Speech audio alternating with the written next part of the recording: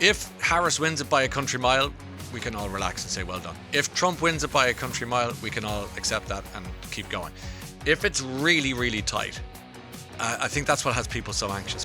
I think that's right. And I think we have precedent for this, don't we? We remember the January the 6th riots after the 2020 election, so in January 2021, when Donald Trump's supporters marched on the Capitol building. There was serious injuries. In fact, there were fatalities that day as well.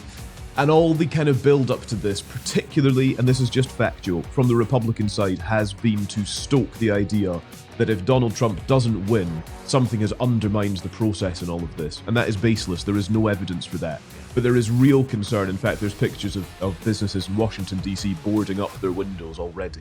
Virgin Radio. For political anoraks around the globe, this is the day of days. Some people like to go and watch the football. Some people like to watch the politics. And this is our Olympics, let's be honest with you. What a pleasure to welcome Times Radio presenter Calum Macdonald. He presents Times Radio Breakfast alongside Chloe Tilley on Fridays through Sundays. And he is at the coalface of this one. I can tell you he's on air tonight on Times Radio with election coverage and electric coverage from 1 a.m. to 6 a.m. Calum, good morning. Welcome to the show. Hi, Ryan. Thanks for having me. I mean, let's just put the election aside for a second and talk about the excitement. Where are we on the Christmas Eve vibe for people like us? Oh, this is 100%. This is Christmas Eve. So I think there's an anxiety in the air for some. Yes. If you're backing one side or the other, you're anxious about this thing because it is the most 50-50 who's going to win election in living memory. So there's that. But from a purely sort of objective news drama, election drama point of view, this is absolutely Christmas Eve. There's no doubt. And has been. It's the tightness of it all. Talk us through that. I mean, we already had the 6 people caucus or ballot earlier on when it went 3 for Harris and 3 for Trump. I mean, as if that wasn't from the get-go a sense of where this might go. What are you anticipating in the coming 12 hours or thereabouts? So what we're going to have to do overnight tonight is look for the stories, because I think it's pretty safe to say we're not going to have an overall result tonight because it is so close. Yeah. So what we're going to be doing is digging around in the numbers to work out exactly what we are being told by voters in America. And I think crucially with that in mind, it's worth just kind of refreshing our memories of how this is actually going to work. So the Electoral College will feature a lot in coverage over the coming days.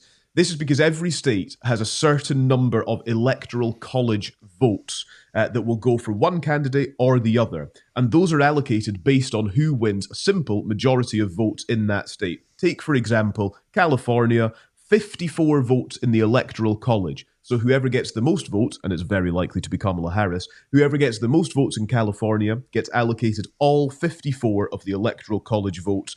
And then it's first person to 270 in the Electoral College. With that in mind, there are a whole number of states that are pretty much guaranteed to be Democrat or Republican, but there are 7 that are the swing states that are they're the 7 states that are going to decide this thing, and they are they're all to play for. They're where Harris and Trump have spent the majority of their time and millions upon millions of dollars campaigning, and they're the ones that will decide the outcome of this thing. Remarkable. So the key number for people is 1, the Electoral College. 2, the number is 270. Once one of the candidates reach that, unless it's a draw, but once they get to 270, they're effectively in. And the swing states, like you say, I think Pennsylvania has the most Electoral College votes up for grabs in that regard. That's why they're there the whole time. We keep hearing Michigan and Pennsylvania, the same names over and over again.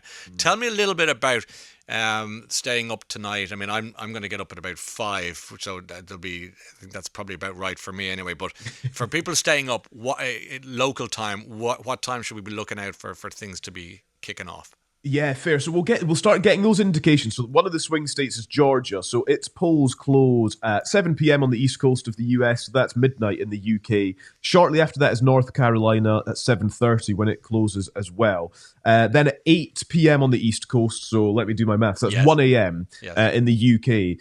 And Pennsylvania will close then. Now, the way this will work also, and every state is different. So it's we're going to piece this together. Some are going to be faster at counting than others. And that largely is down to how people have voted. So if there's lots of mail-in ballots, postal ballots, then states take longer because they literally have to open the envelope, smooth out the ballot paper, check the signature against what's on file, and then feed it into a machine. And all of that multiplied by, tens of thousands of times means that it takes a long time to actually get to a result. I think in terms of early indications, Georgia and North Carolina are going to be interesting ones, primarily because the sort of most favourable route for Trump to get to the White House would involve him winning Georgia and North Carolina, and they potentially could come kind of middle of the night, maybe 3 or 4 a.m. For us.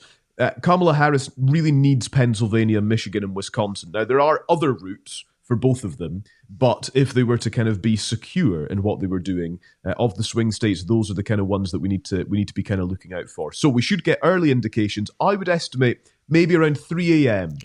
We might sort of start getting a bit of a sense of the picture of the night. Okay, last question then. Ronald Reagan, I think, won 49 states out of 50 in his re-election against Walter Mondale. We're not going to be looking at that. I suspect stranger things have happened. But if Harris wins it by a country mile, we can all relax and say, well done. If Trump wins it by a country mile, we can all accept that and keep going. If it's really, really tight, I think that's what has people so anxious, because one candidate might not accept the results, and it could start getting hairy then. Yeah, I think that's right. And I think we have precedent for this, don't we? We remember the January the 6th riots after the 2020 election, so in January 2021, when Donald Trump supporters marched on the Capitol building. There was serious injuries. In fact, there were fatalities that day as well. And all the kind of build up to this, particularly, and this is just factual, from the Republican side, has been to stoke the idea that if Donald Trump doesn't win, something has undermined the process in all of this. And that is baseless. There is no evidence for that. But there is real concern. In fact, there's pictures of businesses in Washington, D.C. boarding up their windows already, just in anticipation of what could be a very difficult few days across the United States. Fascinating. Do you like coffee, Calum? So, hilariously, I don't. And so, Come on. as a breakfast presenter and somebody who stays up all night, this always catches people by surprise. My technique for staying up all night is to try and eat healthily for as long as possible, because otherwise you spike all over the place with sugar and caffeine. So I'll have an emergency Coke Zero in my bag for like 5 a.m. to push me through to the finish line. Other than that, it's very like protein yogurts, fruit. It's very boring, to be honest. No, but it's consistent and it'll keep you on a level. Good on you, Calum. Really appreciate your time today. And good luck tonight. We'll be tuning in tonight and tomorrow. Good luck with everything. Thanks so much. Thanks really so much. Appreciate that. Thank you. Much obliged. That's Calum, and I really enjoyed that chat. I really enjoyed that. I could do that all day long, to be honest with you. That's Calum Macdonald, presenting Times Radio Breakfast, of course, on Fridays with Chloe Tilley. But tonight, on air on Times Radio, with election coverage from 1 a.m. to 6 a.m. It is going to be fascinating. Virgin Radio.